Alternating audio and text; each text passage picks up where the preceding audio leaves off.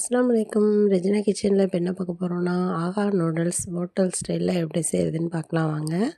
அதுக்கு தண்ணி கொஞ்சம் கொதிக்க வச்சுருக்கேன். தண்ணியில் கொஞ்சம் உப்பும் எண்ணெயும் போட்டுக்கலாம். போட்டுட்டு இந்த நூடுல்ஸை போட்டு நல்லா வேக வச்சு வடிச்சிக்கலாம். வடிச்சிட்டு மேலே கொஞ்சம் பச்சை தண்ணி ஊற்றி வச்சுருவோம். கொஞ்சம் உதிரி ஆயிரும். இப்போ ஒரு கடாயில் எண்ணெய் ஊற்றி இஞ்சி பூண்டு பச்சை மிளகாய் போட்டுக்கலாம். இஞ்சி பூண்டு பொடியாக கட் பண்ணி போட்டுக்கோங்க.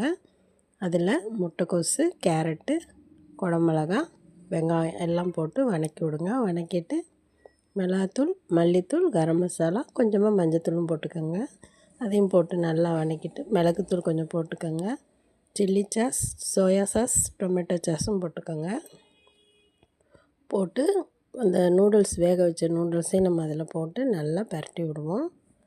இது கொஞ்சம் ஸ்டவ் வேகமாக வச்சே செய்யுங்க. அப்போ தான் கொஞ்சம் உதிரியாக வரும்.